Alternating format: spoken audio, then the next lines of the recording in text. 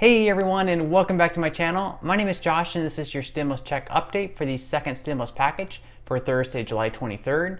I hope everyone is having a good and safe week so far.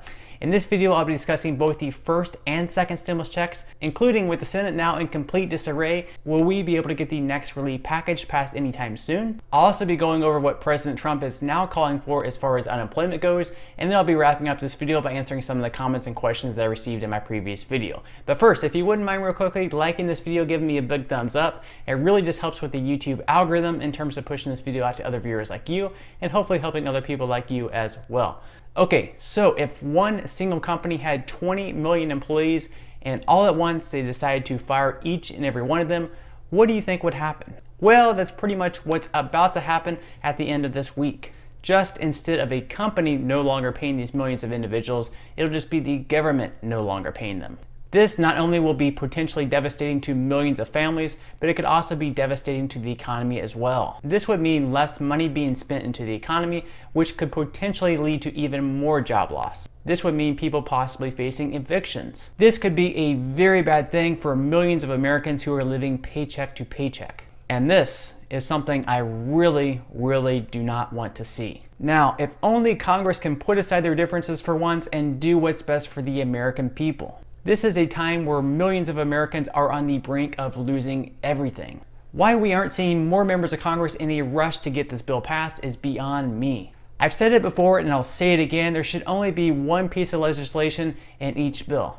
Right now, for example, we could easily pass one emergency stimulus bill in regards to unemployment and extend that for another few months. Right now, we could also easily pass another stimulus bill in regards to stimulus payments and send out another round of stimulus payments. I have no idea why Congress always feels the need to pass these gigantic stimulus packages full of multiple pieces of legislation. I guess it's just a lot cooler to have one gigantic $2 trillion bill than it is to have 5 different $400 billion bills. If you guys had the power to extend the unemployment benefits right now, would you? And if so, how many more months would you extend it for and for how much? Let me know in the comment section below what your thoughts are on that. I'll have some more information on the second stimulus package later in this video. But first, if you haven't yet received your first stimulus payment, there are going to be some more stimulus payments directly deposited next Wednesday on July 29th. So in the meantime, continue checking the payment portal and let me know in the comment section below if you received your first stimulus payment, and also let me know if you still haven't received it. Also, make sure that if you haven't filed a tax return within the past 2 years, or if you started receiving Social Security benefits in 2020, to fill out the non-filers tool in order to be eligible. Now, if you did fill out a tax return within the last 2 years, or if you started receiving Social Security benefits before 2020, then no action is required on your part in order to receive this stimulus payment. With that said, if you still haven't received your first stimulus payment and you've done everything that you possibly need to do, and you made less than $75,000 as a single filer, and you weren't claimed as a dependent on someone else's tax returns, all of that, and you are eligible, then you will eventually receive your stimulus payment. The IRS is just unfortunately incredibly slow, but they will eventually get to you. Okay, so the Senate is now in day 4 of briefings in Washington, so let's hope that we can see a lot more developments today. And the one thing that I can say, at least for now, is at least the Democrats seem to be on the same page. The Republicans, on the other hand, are all over the place and they're in complete disarray. The Republicans can't even seem to get on the same page right now. Some of them, for example, want a payroll tax cut. On the other hand, some of the other Republicans completely hate that idea. Some of them want more stimulus checks, some of them hate that idea. They are in complete disarray right now. And as I mentioned prior, the unemployment benefits technically expire on July 31st, although they really expire over this weekend. Congress needs to pass something very quickly here. Now, Jeff Stein tweeted out the other day that Trump is calling for unemployment benefits to be knocked down from $600 on a weekly basis down to $175 to $200 per week. This would be in order to aim for a person to make around 70% of their prior income on a weekly basis. This goes along with the mindset of many GOP leaders and wanting to motivate people to return to work.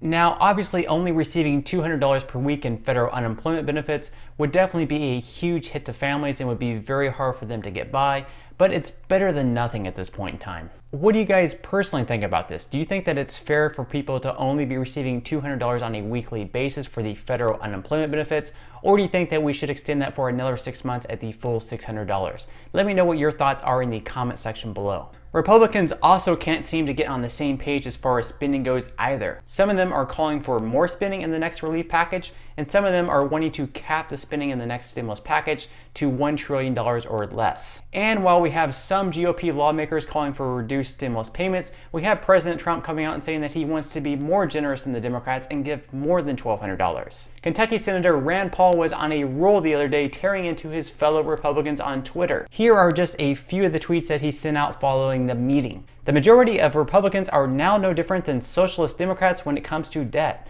They simply don't care about debt and are preparing to add at least another $1 trillion in debt this month, combined with the trillions from earlier this summer. In another tweet, he said, "Another genius idea heard from both caucuses today.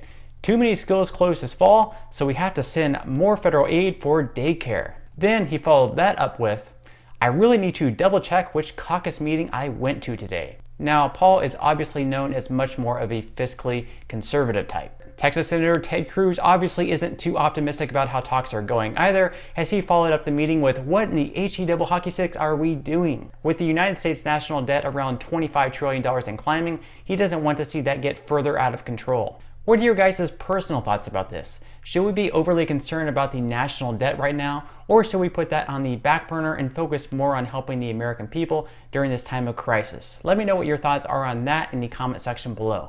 If we send out another round of $1,200 stimulus payments to everyone who received the first round, for example, that's going to cost around $300 billion, which would only leave around $700 billion for everything else. So obviously that's why Larry Kudlow and Mitch McConnell are suggesting that we limit the amount of stimulus payments we send out and only include stimulus checks to people who earn less than $40,000 per year. What are your guys' thoughts on that? Should we only send stimulus payments out to people who earn less than $40,000 per year in order to reduce spending?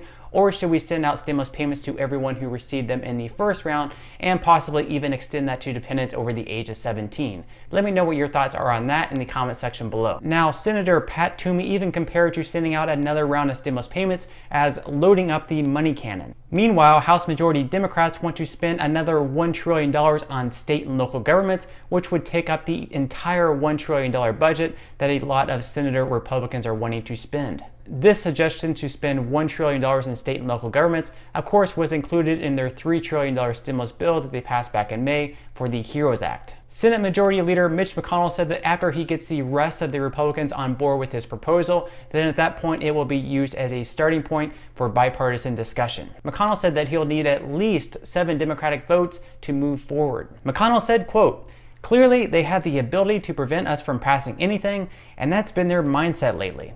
And so I think it's pretty clear they're not irrelevant. We do have to talk to them," meaning the Democrats. And in case you're wondering if this bill has any chance whatsoever to pass by the end of the week, well, I wouldn't get your hopes up. In fact, whenever McConnell was asked that exact same question, he laughed it off and gave a firm no. Clearly, the confidence in the Senate isn't at its highest point right now. One thing that I will say that's actually a positive thing is that it's actually kind of a good thing that we have numerous points of view. I would consider it actually a good thing that Congress isn't just one big echo chamber where they all hold the same beliefs. I believe that a hard discussion full of different points of views is much better than just having one point of view. Just imagine, for example, if the Senate was full of fiscally conservative types like Rand Paul, there probably wouldn't be much chance for aid at all. On the other hand, if members of Congress were full of people like Bernie Sanders, we'd more than likely have a lot more spending, which could lead to increased government debt. Because of the mixed points of views, we're more than likely to have a happy medium, which may be a lot better for all of us in the end. Those are just my thoughts anyways. Now, I certainly don't mean to bash either party, and I don't want to say that one party's view is better than the other party's, but I do think that it's good that we have different viewpoints. With all that said, here's what we do have to be optimistic about. One, an additional round of stimulus payments is a bipartisan issue right now, meaning that we should expect to see another round of stimulus payments. that will most definitely help. Secondly, the extension of federal unemployment benefits is also a bipartisan issue, and that should help even if it does get reduced from $600 down to maybe $200 to $400. I just wanted to leave you guys with those positive thoughts because in the end, I am still very confident that Congress will pull together and get this next relief package passed, even if it seems that the Senate is in complete disarray right now. All right, so at this point in time, I'm just gonna go ahead and wrap up this video by answering some of the comments and questions that I received in my previous video. And if you have any other comments or questions for me, feel free to leave them in the comment section below. I do try to respond to as many comments and questions as I possibly can. And those comments and questions that I'm not able to respond to, I do try to pick some of the more popular ones to answer in the next video in video form. Okay, so without further ado, let me go ahead and jump into the first comment of today's video. And that comment comes from Jackie. Jackie says, can you give me details about this bill Senator Martha McSally recently proposed? If passed, it would give Americans a $4,000 tax credit for taking a vacation within the United States. All right, thank you so much for that question, Jackie. And yes, you are correct. It would be a $4,000 tax credit over the next 2 years, which would be a great help to a lot of us. However, the downside of that is a lot of people may not have the money to be traveling right now, and a lot of people may be too fearful to travel during this pandemic. Either way, it is something that we may possibly see in the next stimulus package, and I don't expect this bill to actually pass in itself, as a lot of the bills that are proposed never actually end up getting voted into law. Now, according to the bill, qualifying expenses would include things such as food and beverages, lodging, transportation, live entertainment events, and expenses related to attending a conference or business meeting. And of course, for these expenses to be eligible for a tax credit, you would also have to be at least 50 miles away from your primary residence, and you would have to be traveling domestically throughout the United States. With that said, I'll definitely make sure to keep you updated if a vacation tax credit ends up being in the next relief package. All right, moving right along to the next question of today's video is from Catherine. Catherine says, are you positive all expats will be receiving their stimulus payment by July 24th? I am a non-filer expat. All right, thank you so much for that question, Catherine. And yes, the IRS did mention that all expats that do have a US-based bank account should receive their stimulus payment no later than July 24th. Now, the IRS has given deadlines before, and they have been late for those deadlines, so don't hold me accountable to that. I'm just taking that straight from the IRS's mouth. So with that said, I am hoping that all expats that do have a US-based bank account should receive their stimulus payment directly deposited no later than July 24th. Now, they also did mention that if you do not have a US-based bank account, unfortunately, it is going to take a little bit longer, as they are going to have to be mailing your check instead. All right, so on that note, I'm gonna go ahead and wrap up this video. If you did enjoy the content in this video and you'd like to see more videos like it, please consider subscribing to my YouTube channel. It is completely free to do so, and it's a great support to me. Also, if you would like to receive 2 free stocks from Webull, the second stock valued all the way up to $1,400, please feel free to claim those 2 free stocks by clicking the link in the description box below. And until next time, I'll see you guys, and I hope you have a great day today.